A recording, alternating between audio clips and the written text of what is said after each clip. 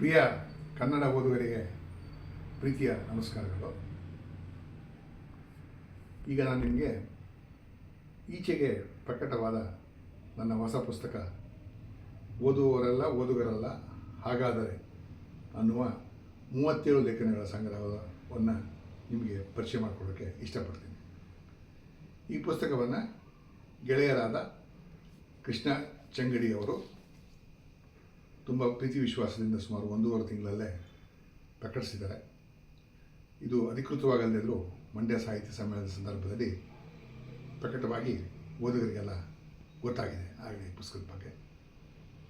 ಈ ಪುಸ್ತಕದ ವಿಶೇಷ ಏನು ಅಂತಂದರೆ, ನಾವೆಲ್ಲ ಏನು ತಿಳ್ಕೊಂಡಿರ್ತೀವಿ, ಎಲ್ಲರೂ ಓದ್ತೀವಿ, ಎಲ್ಲರೂ ಬರೀತೀವಿ. ನಾವು ಓದಿದ ತಕ್ಷಣ ಅದು ಕಂಪ್ಲೀಟ್ ಆಗೋಯ್ತು ಅಂತ ಅಂದ್ಕೊಂಡ್ಬಿಡ್ತೀವಿ. ಆದರೆ ಹಾಗಲ್ಲ. ಓದೋದ್ರಿಂದ ನಮ್ಮ ಮನಸ್ಸಿನ ಮೇಲೆ ಏನು ಪರಿಣಾಮ ಆಗುತ್ತೆ, ನಾವು ಯಾವ ರೀತಿ ಉತ್ತಮರಾದಂಥ ನಾಗರಿಕರಾಗ್ತೀವಿ, ಉತ್ತಮ ರೀತಿಯ ಕುಟುಂಬವನ್ನು ನಡೆಸ್ತೀವಿ ಅಥವಾ ಪೋಷಕರಾಗ್ತೀವಿ. ಹಾಗೆ ಆಗಬೇಕಾದ್ರೆ ನಮ್ಮ ಓದಿಗೆ ಯಾವ ರೀತಿಯ ಸಿದ್ಧತೆ ಇರಬೇಕು, ಸೂಕ್ಷ್ಮತೆ ಇರಬೇಕು, ನಾವು ಯಾವ ರೀತಿಯ ಓದುಗರಾಗಬೇಕು, ನಮ್ಮ ಮನೋಧರ್ಮ ಹೇಗಿರಬೇಕು ಅಂತಕ್ಕಂಥದ್ದನ್ನು ಈ ಪುಸ್ತಕದಲ್ಲಿ ಅನೇಕ ಲೇಖನಗಳಲ್ಲಿ ನಾನು ಚರ್ಚೆ ಮಾಡಿದ್ದೀನಿ.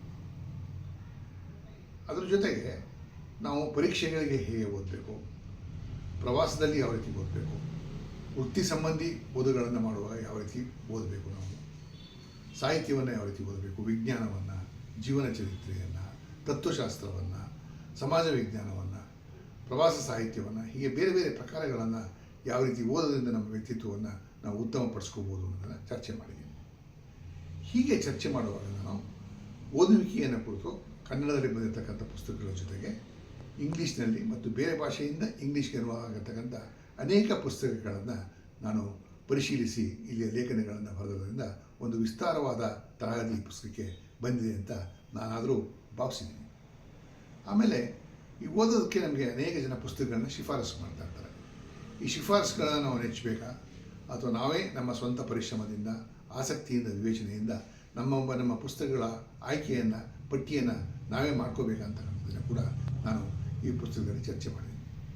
ಈಚಿನ ದಿನಗಳಲ್ಲಿ ತಂತ್ರಜ್ಞಾನದ ಪರಿಣಾಮ ಓದಿನ ಮೇಲೆ ತುಂಬ ಆಗಿದೆ. ಕಿಂಡಲ್ ಬಂದಿದೆ, ಫೇಸ್ಬುಕ್ ಬಂದಿದೆ, ಇಂಟರ್ನೆಟ್ ಬಂದಿದೆ.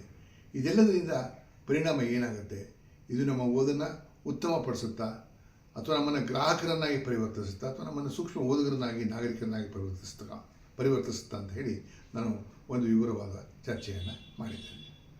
ಅದೇ ರೀತಿ ಓದೋದ್ರಿಂದ ನಮಗೆ ಒಂದೊಂದು ಸಲ ಸುಸ್ತಾಗುತ್ತೆ.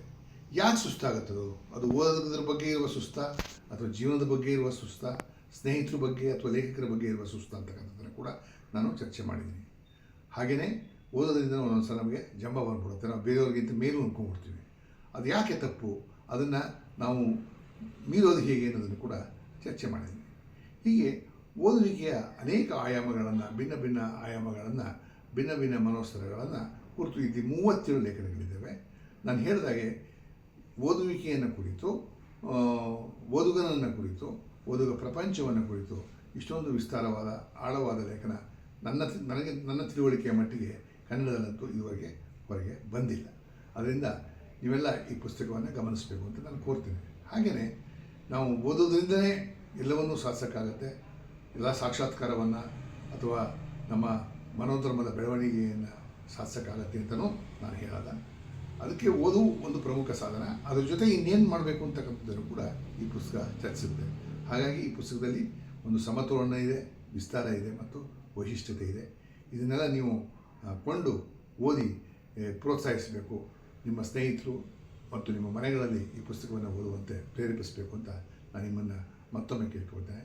ನಮಸ್ಕಾರ.